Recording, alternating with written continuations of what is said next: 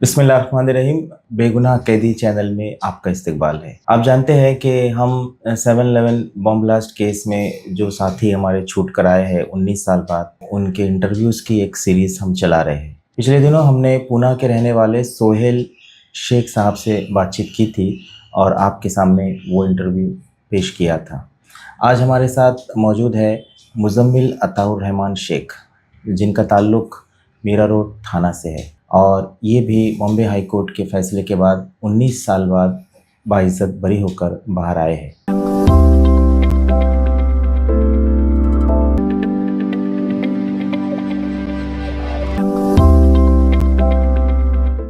हम मुज़म्मिल साहब का इस्तकबाल करते हैं और उनका शुक्रिया अदा करते हैं कि वो हमारे चैनल से बात करने के लिए तैयार हुए। मुज़म्मिल, मैं पहला सवाल ये पूछना चाहता हूँ कि इतने लंबे अरसे के बाद आप आए हैं, तो जो जजमेंट है बॉम्बे हाई कोर्ट का, इसको और इस रिहाई को आप कैसे फील कर रहे हैं? थोड़ा से वो तासुरात आपके बताइए। अल्हम्दुलिल्लाह बहुत खुश है ये फैसले से।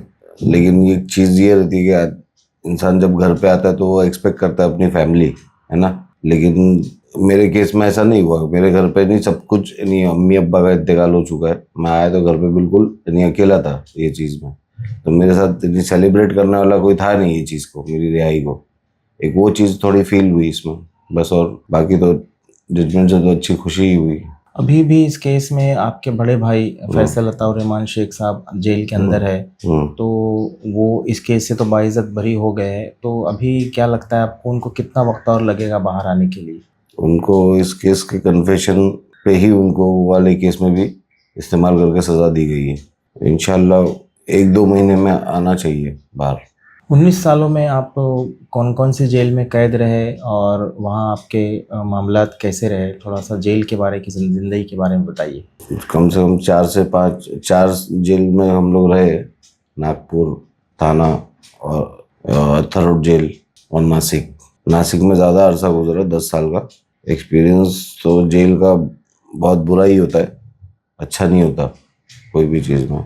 लेकिन ऐसा नहीं है कि हालात नहीं, हम लोग अगर कोई भी जगह रहे, पॉजिटिव काम करते रहे तो चीज़ों को बेहतर बनाया जा सकता है। जैसे जेल में रहने की सबसे बड़ी चीज़ ये रहती है कि आप पढ़ाई लिखाई करो, दूसरों को जितनी मदद हो सकती है वो करो, और खुद का कैरेक्टर बिल्डिंग के लिए भी बहुत सारे काम किए जा सकते हैं। यानी अपने आप पर बहुत सारी चीज़ें कर सकते हो।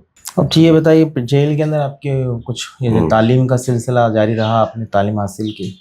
मैंने इंटीरियर डेकोरेशन का एक कोर्स किया, लेकिन ज़्यादातर मैंने खुद से पढ़ाई की है। वो बहुत सारी बुक्स वगैरह पढ़ता था। बाकी ऐसा मैंने कोई कोर्सेज वगैरह नहीं किया। पहले की जो मेरी पढ़ाई थी वही मेरे पास वही रही। इंटीरियर डिज़ाइनिंग का कोर्स? हाँ, इंटीरियर डिजाइनिंग। कौन से यूनिवर्सिटी? यशवंतराव शाहनी शायद, नासिक में। नासिक में।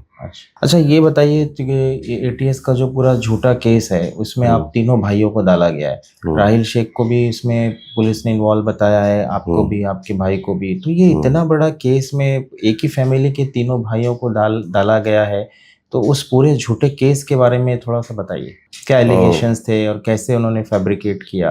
सबसे पहले तो उन लोगों ने फैसल भाई को अरेस्ट किए थे जब, तो उनका नाम पहले सिमी के कुछ इसमें प्रोग्राम्स में जाने आने के इसमें वो बोल रहे थे आया है तुम्हारा ऐसा मामला, जबकि ऐसा कुछ था नहीं वो टाइम पे। लेकिन पहले से पुलिस परेशान करती ही थी सिमी के मामले में, तो हम लोग को लगा इस बार भी कुछ वैसे ही मामला रहेगा। लेकिन इस बार मामला जब वो उनको लेके आए तो उनको लाने के बाद एक अलग किस्म का टॉर्चर किया जाने लगा, ये चीज़ में नहीं कबूल करवाने के लिए कि तुम बोलोगे तुम्हारा हाथ है ये बम ब्लास्ट में, ऐसा वैसा।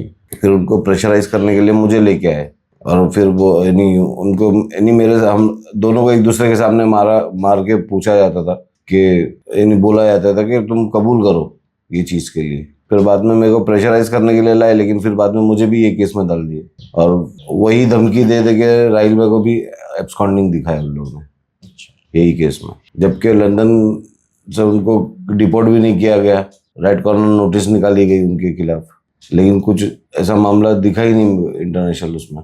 इसमें जब आप गए हैं तो आपका पूरा घर हरा भरा था, खुशहाल था, अम्मी अब्बा थे, बहन थी। अभी जो है आप एकदम तन्हा है। तो जो आप जब आए इधर घर में आए, तो पहले दिन आपका रिएक्शन क्या था? मिक्स रिएक्शन रहता है, आदमी को अफसोस भी रहता है घर वाले नहीं होने का, एक खुशी भी थी छूटने की, इतने सालों के बाद छूटे थे, लेकिन फिर जब देखे घर पे पहुंच के कोई भी नहीं है साथ में, तो उसकी एक अलग वो फीलिंग नहीं बता सकता आदमी कोई वो चीज़ों का, बहुत मुश्किल होता है उसे।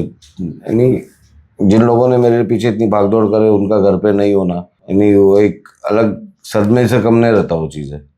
आपके डिफेंस लॉयर शाहिद आज़मी थे, कई साल तक उन्होंने आपके केस लड़ी है, हमारी सबकी केस लड़ी है। तो आज शाहिद आज़मी के बारे में आप याद करते हैं या उनके बारे में थोड़ा सा बताइए। बहुत मेहनत की उन्होंने अपने केस के पीछे, आपको तो पता ही है कितना, यानी वो बंदे ने हर चीज़ के लिए, उस बंदे ने सबसे पहले समझा कि हम लोग इनोसेंट है बिल्कुल बाहर की दुनिया में। बाकी तो यानी हर किसी मीडिया ने और दूसरे वकीलों ने हमको हमेशा शक की नज़रों से ही देखे, लेकिन उस बंदे ने बहुत उसको पूरा यकीन था कि हम लोग इनोसेंट है, और उसने उसी लिहाज से हमारे लिए काम किया, और उसने हमारे लिए जमीयत को खड़ा करने का काम भी उसने किया।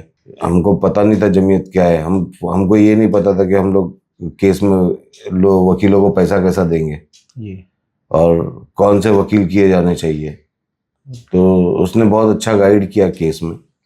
फिर सबसे पहले मौका चैलेंज वगैरह का करने की तरफ भी उसने ही ध्यान वो मबजूल कराया कि भाई हाँ, मौका को चैलेंज किया जाना चाहिए, तो उसकी बहुत अहम कोशिशें रही है। लेकिन अफसोस की बात यह है कि वो भी वही तासुब का शिकार हुए जो जिस तासुब का शिकार हम लोगों को केस में डाल के किया गया, उनकी जान लेके की गई वो चीज़। आपने जमीयत का नाम लिया है, जमीयत आपके केस में पिछले 19 सालों से लगी है, काम कर रही है।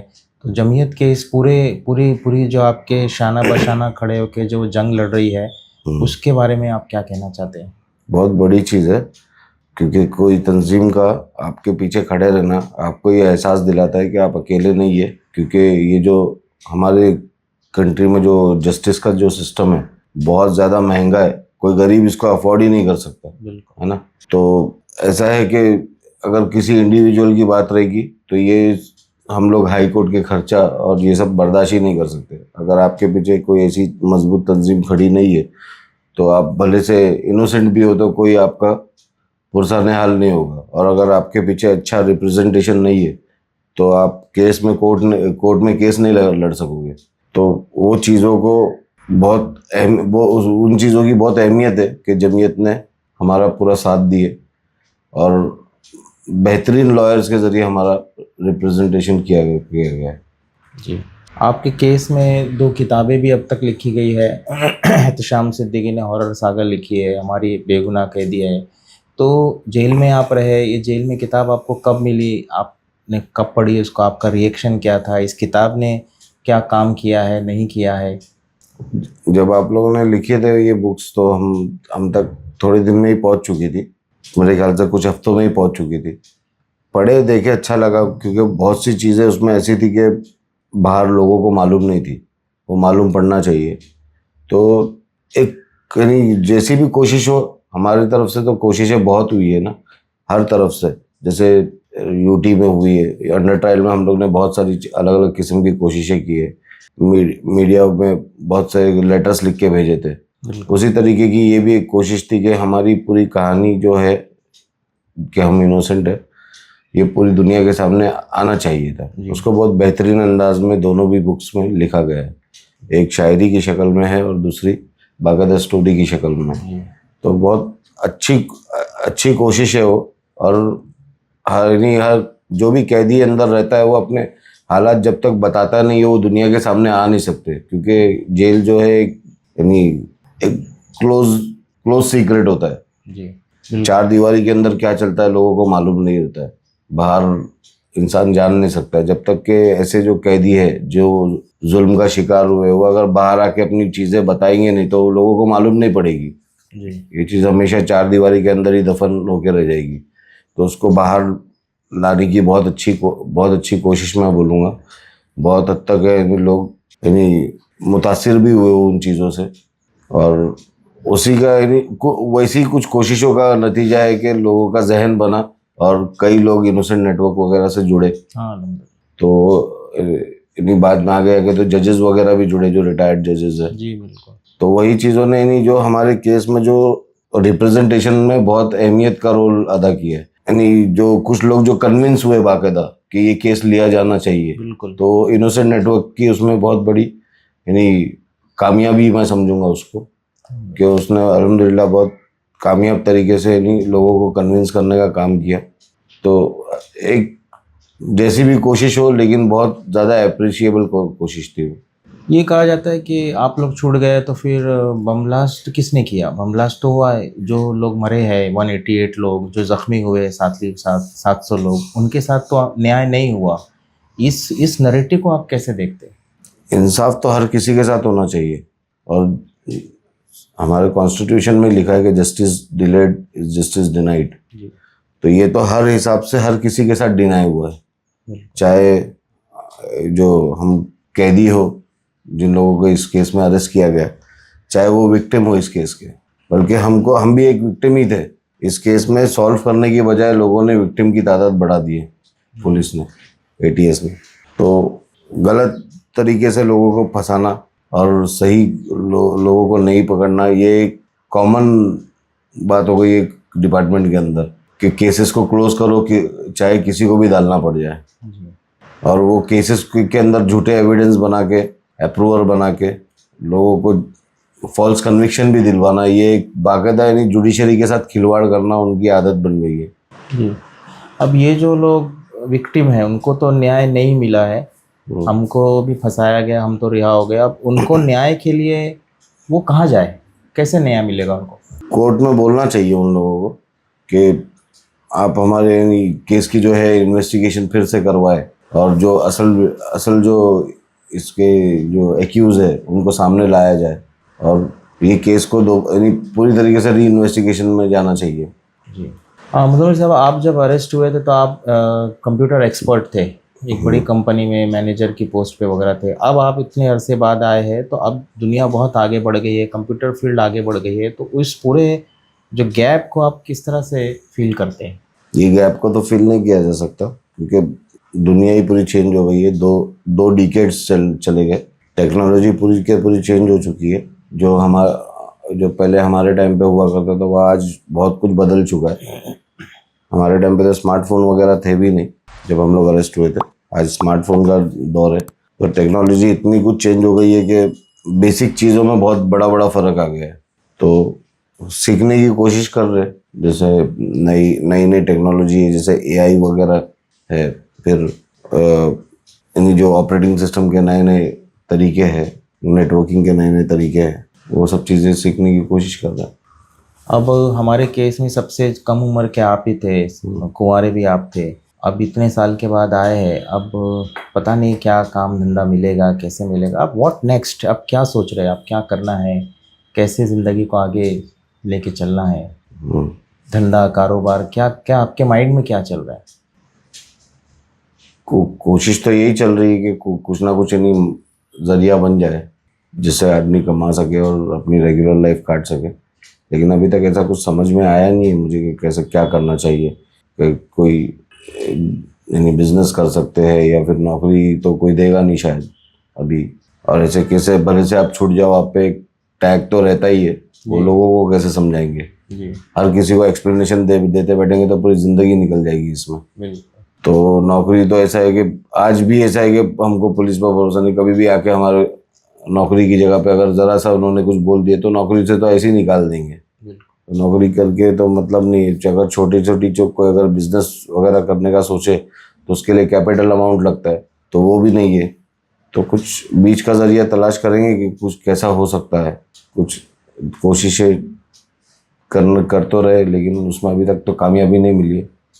अल्लाह से दुआ है कि आगे कामयाबी अल्लाह ताला इंशाल्लाह। आखिरी में ये जो हमारा चैनल है और हम जो कोशिशें कर रहे हैं बेगुनाह कैदियों के लिए, और पुलिस जो इस तरह से गलत काम कर रही है, और आज का जो माहौल है, मुस्लिम नौजवानों का जो माहौल है, उसको लेकर के आप कोई मैसेज देना चाहते हैं मुस्लिम नौजवानों को? ख़ास तौर से चूँकि आप जेल में इतने अरसे रहे, कई किस्म के लोग आपको मिले, कई किस्म के केसेस आपने देखे हैं, किस तरह मुस्लिम नौजवानों को फंसाया जाता है, किस तरह वो ट्रैप में आते हैं। ऐसा कुछ मैसेज नौजवानों को? ये है कि कभी यानी होप नहीं छोड़ना चाहिए, अल्लाह के ऊपर भरोसा नहीं छोड़ना चाहिए कि यानी एक जेल और ये सब चीज़ों से हालात से गुजरने के बाद आदमी के अंदर सबसे बड़ी चीज़ ये आ जाती है कि वो होप छोड़ देता है, अल्लाह के ऊपर भरोसा छोड़ देता है कि मैं छूटूंगा कि नहीं छूटूंगा। और आगे यानी आगे के लाइफ में उसको सिर्फ ब्लैंक वो सब चीज़ें अंधेरा दिखता है, लेकिन ऐसा नहीं है। अगर अल्लाह ताला ने आपको कोई आजमाइश में डाला है तो आपको उससे गुजरने की ताकत भी अता की है। तो जैसी भी सिचुएशन में हो आप हार मत मानो, यानी उससे लड़ने की कोशिश करो हालात से, और हिम्मत से ये सब चीज़ें ये काम करना चाहिए, हिम्मत नहीं हारना चाहिए। और आज के दौर के हिसाब से तो ऐसा है कि बहुत ज़्यादा यानी अलर्ट रहो। कोई भी अगर आपके साथ जुल्म ज़्यादती होती है तो आप उसको रिपोर्ट करो फ़ौरन, बिल्कुल पुलिस स्टेशन में रिपोर्ट करो। अगर पुलिस आपकी कंप्लेंट नहीं लेती है तो आप कोर्ट में रिपोर्ट करो वो चीज़ों को। लीगल मैटर्स के अंदर हमारे अंदर कमियां रहती है कि हम लोग यानी ज़्यादातर फिर वो जो वही चीज़ का फ़ायदा मीडिया भी उठाती है जी, कि हम लोग लीगली मैटर्स को रिपोर्ट नहीं करते और फिर बाद में इसी चीज़ का फ़ायदा उठा के मीडिया हमारे खिलाफ माहौल बनाती है जी। तो ये चीज़ों का ध्यान रखो कि आप लीगली वो मैटर्स को डील कर सको बाकायदा। यानी अगर आपके साथ कोई ज़्यादती हुई है तो आप उसको रिपोर्ट करो, कहीं ना कहीं रिपोर्ट करो, कहीं ना कहीं रिकॉर्ड पे आएगा तो आगे आपको फ़ायदा होगा वो चीज़ का। बड़े से लोग फ़ौरन रियलाइज़ नहीं कर सके, लेकिन देर सवेर ज़रूर रियलाइज़ करेंगे। तो ये मुजम्मिल साहब से हमने एक मुख्तसर बात की, और इस वक्त हम मीरा रोड में उनके घर पर है और बिल्कुल वो तन्हा है, और हम उनके शुक्रगुज़ार हैं कि उन्होंने बात करने का मौका दिया। मैं मुजम्मिल के बारे में जो एटीएस ने एलिगेशंस लगाए थे मुख्तसर वो भी आपके सामने रख दूँ। एटीएस का झूठा आरोप ये था कि ये लश्कर तैयबा के मेंबर है, सिमी के मेंबर है, और ये जो है पाकिस्तान जाकर इन्होंने ट्रेनिंग हासिल की और बॉम्ब ब्लास्ट केस की कॉन्स्पिरेसी में ये शामिल रहे, और पूरे बॉम्बे के सेंसिटिव मकामात की रैकी की, लोकल ट्रेन की रैकी की, और इन लोगों ने जो है आज़म चीमा को ये सजेस्ट किया कि जो ब्लास्ट जो है ट्रेनों के अंदर होना चाहिए। इस तरह के जो है बकवास वो चार्जशीट बनाई गई थी, और कन्फेशन जो है मुजम्मिल का और फैसल का मार मार के लिया गया था। वो सारी स्टोरी आप जानते हैं। बॉम्बे हाई कोर्ट ने इन सारे इल्ज़ामात को जो है मुस्तरद कर दिया है। कन्फेशन जो लिया गया था मुजम्मिल का उसको भी जो है ठुकरा दिया है, और सभी को बाइज़्ज़त बरी कर दिया गया है। तो आपसे गुजारिश है कि आप इस इंटरव्यू को ज़रूर पूरा देखिए, और हमारी किताब है बेगुनाह कैदी, उसको भी पढ़िए, उसमें सारी चीज़ें लिखी हुई है। और अगला वीडियो हमारे 7/11 केस के जो बाइज़्ज़त बरी हुए उनका भी आपके सामने हम पेश करेंगे। जब तक की इजाज़त दीजिए, शुक्रिया, अस्सलाम वालेकुम।